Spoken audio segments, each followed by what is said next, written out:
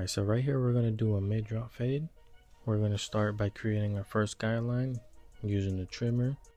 When creating these guidelines, you want to make sure you make these lines as straight as possible or make them as neat as possible so that way your haircut comes out looking good.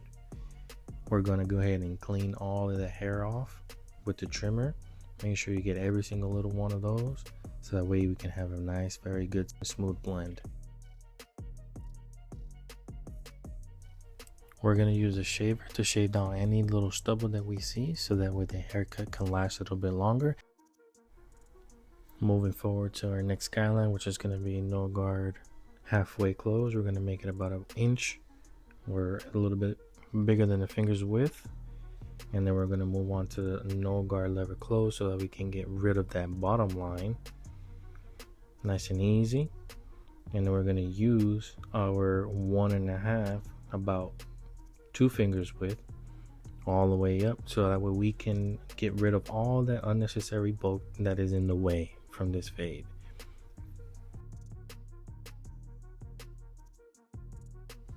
Moving on to the 1.5 closed, we're going to do the same exact thing a little bit lower, and then move on to the 0.5 guard, and we're going to go about a finger's width halfway, but we're not going to go make a hard line. We're going to come out a little bit off of the head so that way we create a soft line and we don't have to blend as much.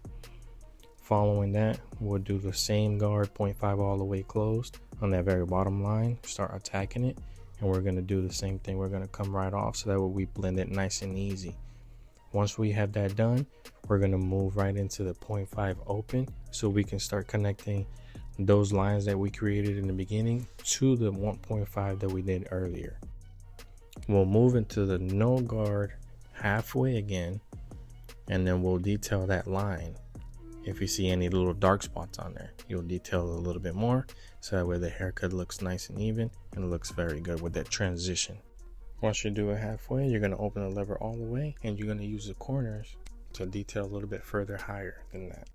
Now to connect the top to the sides, we're going to use a thinning shears, shear over comb, and we're going to use that comb at a slight angle, and we're going to control the speed of the comb so that way we can ensure we have a nice blend through the haircut. Those thinning shears is really going to connect the haircut together, and the speed of the comb is really going to help you out blending that line together. Once you get that bulk blended in, we're going to grab our trimmers and we're going to detail that very first line that we started with making with the trimmer. So we're going to use the corner of the trimmer to get that line out, and then we will proceed to do the edge up or the C-cups, and the razor is really going to make that haircut stand out. Take your time with this step right here because you don't want to cut the client. And after all that is done, this is the result. Make sure you do the other side the same way and you will have the same result.